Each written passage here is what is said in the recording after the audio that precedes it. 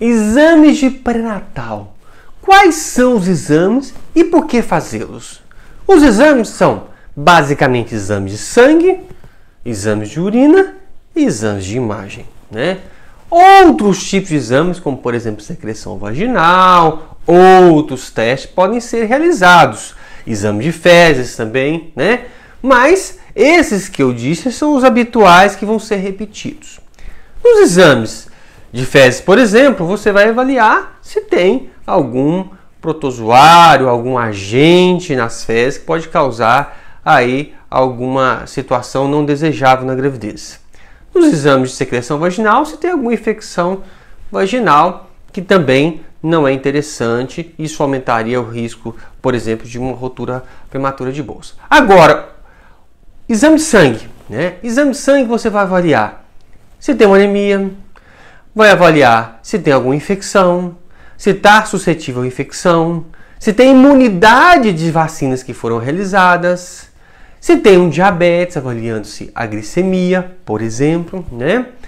Você vai avaliar exame de urina para saber se também tem alguma infecção de urina ou se tem algum sinal que não está legal na urina. E vai fazer exame de imagem, no caso ultrassom, inicialmente para avaliar a implantação do bebê e depois avaliar o desenvolvimento, o crescimento, datar a gestação e ver como que está a sua gestação ao longo do tempo.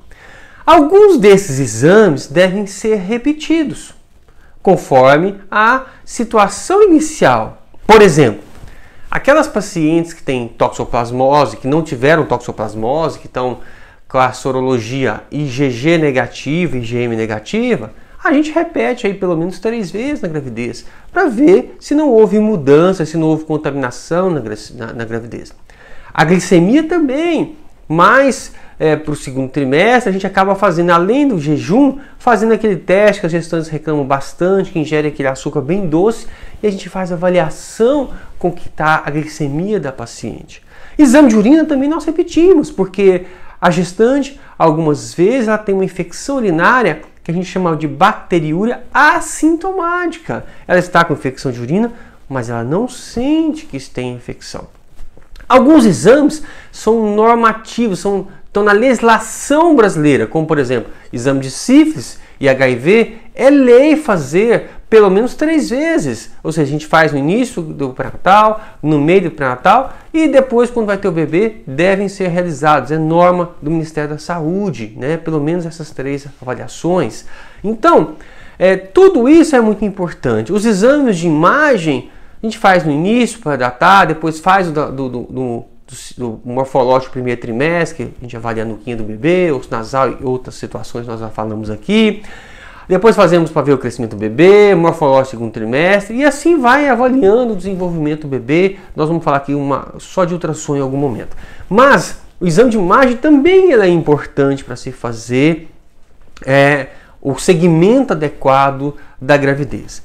Existem testes que são também feitos durante o pré-natal, mas que não são de rotina. Por exemplo, a paciente pode fazer a sexagem do bebê em torno de 9 semanas, colher seu próprio sangue e nele vai encontrar DNA fetal e vai conseguir ver o sexo do bebê. A paciente pode, de repente, fazer uma avaliação no início da gestação, 12, 13 semanas, uma coisa de 11 semanas, uma coisa chamada corium, onde vai formar a placentinha para saber se tem alguma situação em que, de repente, de uma alteração genética do bebê. Ela pode também fazer a avaliação do líquido amniótico, tirar um pouquinho de líquido para fazer a avaliação genética do bebê, se assim tiver indicação. A paciente, em algum momento, pode também fazer a avaliação do sangue do bebê, num exame chamado cordocentese, que a gente vai com uma agulha e tira um pouco de sangue do bebê, né, para fazer uma avaliação de uma infecção. É muito mais raro isso, mas a cordocentese, por exemplo, é utilizada quando o bebê está com anemia e a gente pode transfundir o bebê através do próprio cordãozinho dele, né? Então, você pode fazer outras avaliações, as sorologias também você deve repetir conforme a identificação inicial. A tipagem sanguínea é muito importante. A mãe que tem tipagem sanguínea negativa, né, e o pai é positivo, a gente tem que fazer uma avaliação mais frequente e depois fazer uma vacina, que é a imunoglobulina, mais aí ao fim do segundo trimestre, começo do terceiro trimestre. Então, o pré-natal tem uma série de exames que são exames de rotina e existem exames que são associados conforme os sintomas e as situações que a gente vai enfrentando.